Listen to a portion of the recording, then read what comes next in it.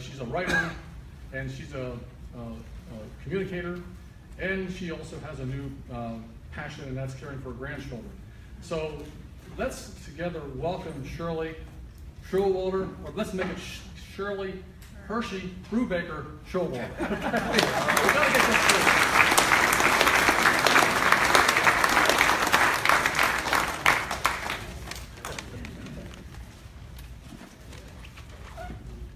Thank you very much, Ken and Sharon, and I thank you for attending this amazing event. I want to, first of all, just give us all an opportunity to say thank you to the thousands of hours that have gone into preparing for our coming here, and probably scores of people who've been involved, especially Sharon and Ken and the board that works with them. So let's just say thank you.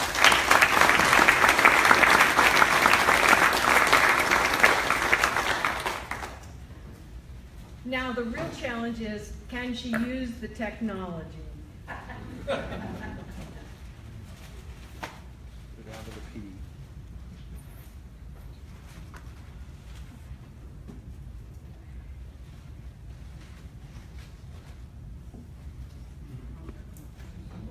Maybe slide you.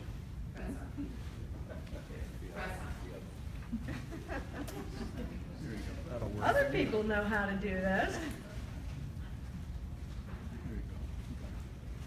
All right. Thank you for your help. So, this question, the purpose of memories.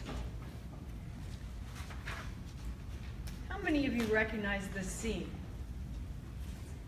Okay. Now, if there's a Brubaker reunion after the upcoming tour, I imagine there will be many more of you who recognize this scene.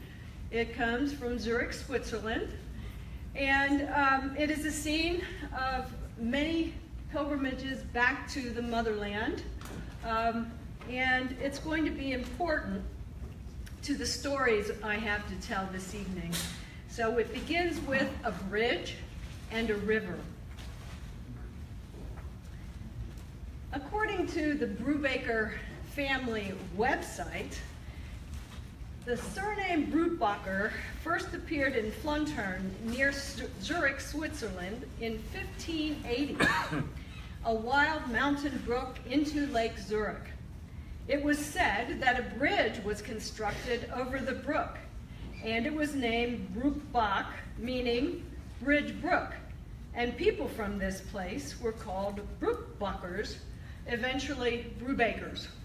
I'm sure I didn't pronounce those words right, but for the Europeans in the audience, please forgive. So, what is a Hershey married to a Showalter doing at a Brubaker reunion? Like many of you, I carried Brubaker DNA without carrying the name, but I did a little homework. And I determined, because of my husband's work in genealogy, that I actually have 4 male progenitors with the name Brubaker, 6 generations out. And as you may have already heard, the Brubakers and the Hersheys, my maiden name, Hershey, are connected in a really critical way. Actually, they bought land together. 1,000 acres of land. And that is a very unusual kind of arrangement, and I'm hoping historians are going to learn more about why they did that. And as we commemorate the marker, we will learn more, I'm sure, about this connection, going all the way back to 1717. My brother actually found this lovely intersection. And if you live in this area, you can find it too. A connection between the Hersheys and the Brubakers, still existing. But my closest connection is with 2 great-grandmothers, one paternal and one maternal. Here is my paternal great-grandma Snyder, who was Emma Brubaker Snyder. and her mother, Susan Brubaker. My dad is this boy right there. I get to use my pointer, it's so much fun. And so these are pictures that I hadn't thought of as being Brubaker progenitor pictures, but that's what they are for tonight. And I discovered something I didn't know, and that is that on my mother's side as well, I have Brubaker progenitors. In fact, my mother's grandma, and who is here, was a Brubaker, and the great-grandma is also a Brubaker, and this little one is my mother. So we carry Brubaker on both sides. But why do we care? Why do we care about our history, our heritage? What does it mean to have a long lineage connected to so many other people? Is the purpose of holding reunions year after year family pride?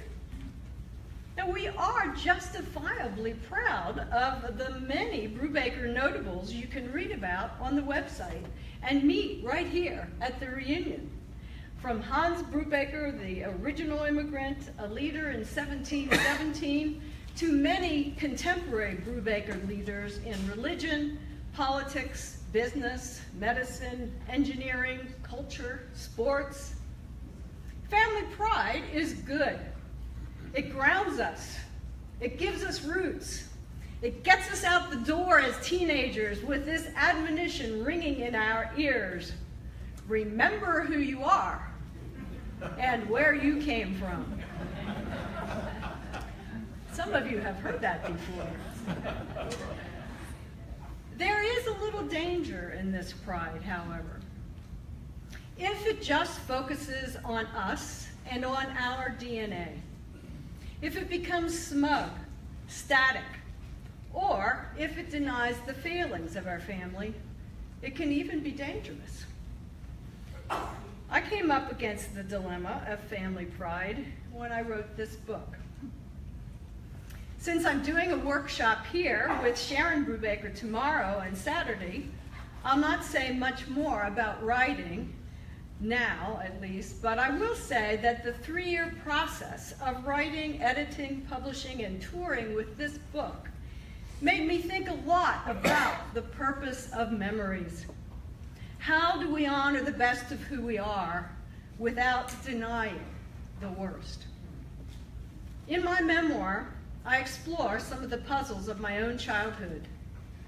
Why was my father angry with his father?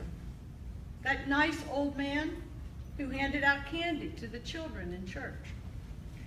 Why was I sometimes angry too with my father and with the bishop in our church? And why did I both love my home and want to leave it at the same time? To answer these questions, I needed to consult memories and the memories of other lives that have touched my own. I was able to write this book about my childhood because of my mother, who told me stories, wrote them down, took pictures, and made scrapbooks. We've already met her. She's the baby on this slide. And here she is, just a few days ago, greeting her newest, at the time, great-grandchild, who is our granddaughter, Lydia Stolzfus. And I'm happy to say that Mother is in this audience tonight, and so I'm going to ask that she stand.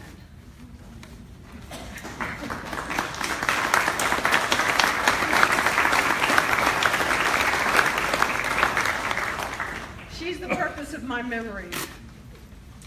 Mother wrote a story called The Magic Elevator when she was in high school and told that story to her family and hundreds of other children many times over the years. I include her story in my own book because in many ways it formed an unconscious blueprint for my life. After I wrote the first draft of this speech tonight, I had to laugh because the 3 points about the purpose of memory that I want to share tonight are all deeply embedded in Mother's story. The 3 purposes of memory that I'll be sharing are, first of all, identity, secondly, courage, and thirdly, hope. So try to keep those in mind. There just might be a quiz. First of all, identity. We form our identities from the stories we were told about who we are, who our people were, and from accepting or rejecting the values we were taught. I'm going to tell you a story about one of the purposes of memory that stayed with me and then changed completely over the years so that I could see it differently as I moved from childhood to adulthood. You might remember Great-Grandma Snyder, who was also Emma Brubaker. She is actually my only Brubaker relative that I knew and was able to talk to and be influenced by in my own childhood. My most vivid memory of her involves a book that looked a little like this. I don't know if you recognize it. When I was a girl of about 12 years, I used to go to the empty rooms of our huge, rambling farmhouse located between Fruitville Pike and Roots Auction and dig through the treasures that were stored there, especially my mother's 1942